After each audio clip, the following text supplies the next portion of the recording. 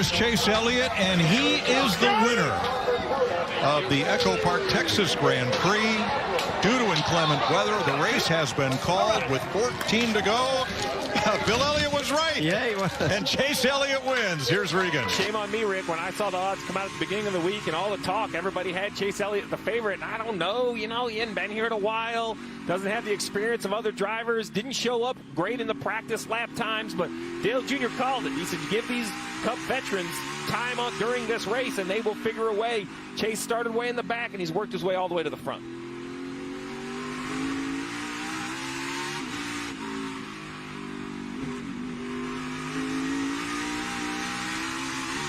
Dave Byrne mentioned, as we're listening to Chase Elliott and the way he works his way around this racetrack, Dave mentioned rhythm. That's what Chase was talking about. He wanted to find that rhythm as he works his way through the carousel for the final time.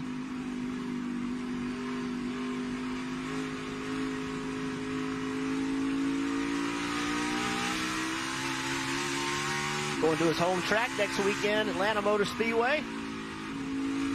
How careful he's taking it, not touching the curbs, not even really using the maximum amount on corner exit. 6.5 second lead. Now it's do not make a mistake. That's right. We said that before his very first win. Remember when he went into turn one at Watkins Glen, he made a mistake and let the car behind him catch up to him, but I think he's learned his lesson as well as figured out his rhythm here at this racetrack. Coming up to turn 14 for the final time, and the crowd here at Road America appreciative of what they have been able to see out of the reigning champion of the Cup Series. It's the 7th road course win. Chase Elliott wins at Road America. Great pit stop.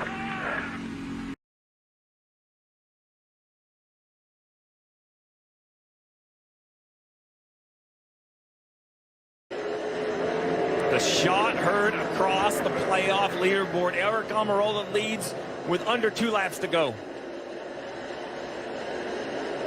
Gets that car turned off the turn 4. 1 lap to go, presented by Credit One Bank for Eric Alvarado down into turn 1. Aiming to get his 3rd career win in his 374th start. Last win was at Talladega in October of 2018. This is going to put Eric Alvarado into the playoffs. If he can make it through turns 3 and 4, he's got lap cars in front. But the lead is a little bit too big for Christopher Bell. Eric Alvarado with the upset at New Hampshire. Yes, yes, yes, yes!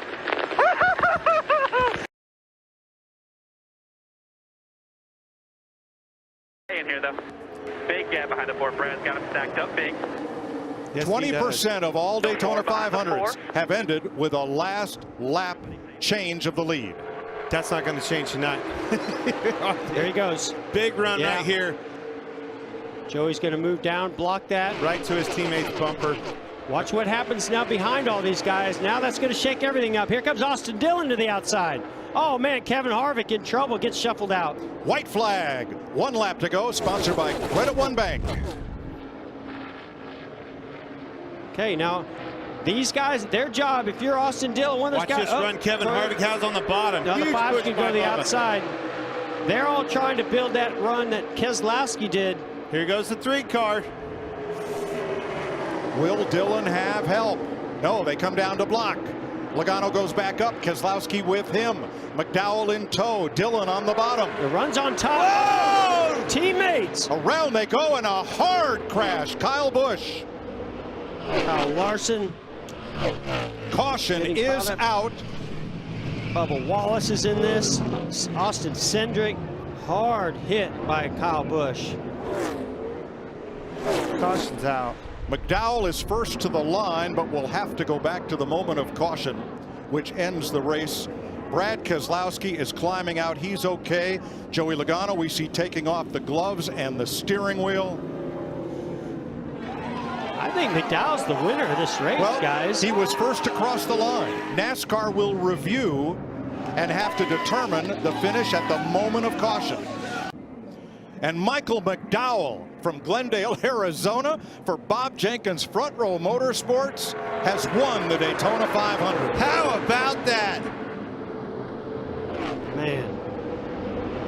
That's a huge win for Michael McDowell and that team. Doesn't get any bigger than this. And a huge crash for everybody else.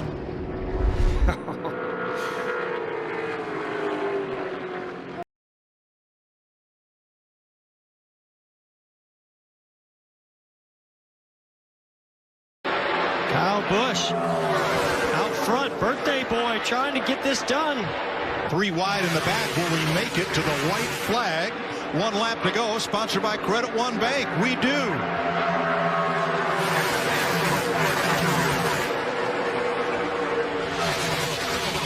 Well, Brad Keselowski got a huge push, but slides up the racetrack in front of Chase Elliott. Better get up higher. Chase gets blocked. Nowhere to go.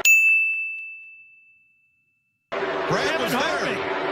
Kevin Harvick comes to second. We said it. You never know. That's why you never give up in this sport. All right, birthday candles versus new tires. Here they come off turn 4 for the win. For the first time this year, Kyle Busch goes to victory lane. He wins the... What a season Kyle Larson has put together, and what a round. This round of 8 of the best drivers in NASCAR. He has put it on him. He wins again. Larson wins at Kansas. For you, Mr. H.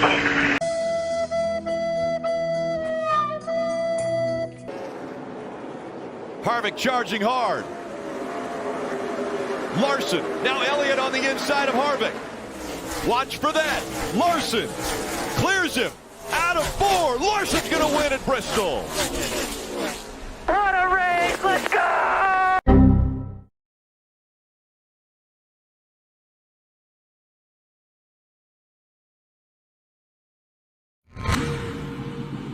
Kyle Larson is the best driver to come in this sport since Jeff Gordon. It's been a special year for sure. The most wins I've ever had in a single season. It's been a lot of success on the racetrack. It's good vibrations for the California kid. He's a giant among men on NASCAR racetracks this season.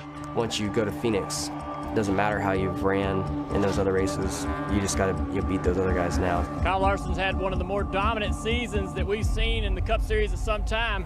And I remember when we had a preview show before the season started, we were all trying to pick our final four, and I was thinking to put you in mind. Did you have that in your mind when this season started? What were your expectations?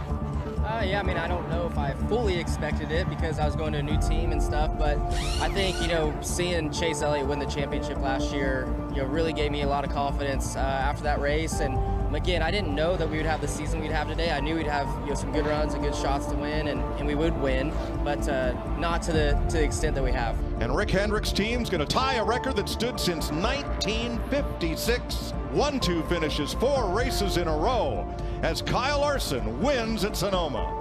Yeah, it's definitely been a long road and kind of crazy to think. Last year I was sitting at the team center at HMS with all the engineers and Jeff Gordon watching Chase and all the teams work and win that championship. So glad I've got a different seat for today, and hopefully we can take advantage of the opportunity. And your all-star winner, Kyle Larson. My interest peaks on Kyle mainly because of the great season that he's had, establishing himself as a new NASCAR superstar. What has always impressed me about Kyle Larson is his versatility. He has shown that in NASCAR. He'll win on a 1.5 miles, a short oval, he'll win on the road course. And then on the way to the track on Saturday night, he'll win on some dirt track somewhere. So he's amazing. I just don't want to finish second. I didn't come here to finish second. I came to win races. That level of accountability, Kyle Larson maybe has never had it in his career. They expect to win on the 5 teams. They're showing the speed they have in the race cars, and Kyle Larson, after being out for much of last year, is delivering behind the wheel. Another impressive run here. When I asked Rick Hendrick, I said, you changed your philosophy. None of your drivers used to race out of the Cup Series. They would always just focus on the Cup Series and run there all the time. I said, Rick, why have you changed that with Kyle Larson? He said he has such a passion for racing. He wants to go and learn and race, and figure out a car and how it runs best. He said, I couldn't deny him that. And Kyle Larson is the first driver to make the Final Four. All four could easily go win this race, and I wouldn't be surprised. A lot of guys have won one championship. Not a lot of guys have won two. It's a big deal to be here. It's a difficult thing to make the Final Four. I appreciate the past champions of our sport, and I just want to put myself in that category. The winless streak will end tonight. I've been able to win a lot of big races this year, but it doesn't matter how you ran in those other races. You just got to beat those other guys now. No room for mistakes, no room for errors, no room for laying up. You got to let it all hang out, go for it. You either win or go home. There's no in between at this point. Win or go home, and that is what they are after, the NASCAR Cup Series Championship trophy. Larson's going to start up front after a great pit stop. He went from the last championship 4 car to now controlling the race. Kyle Larson a year ago watched the race from North Carolina. Today, he's a Cup Series champion.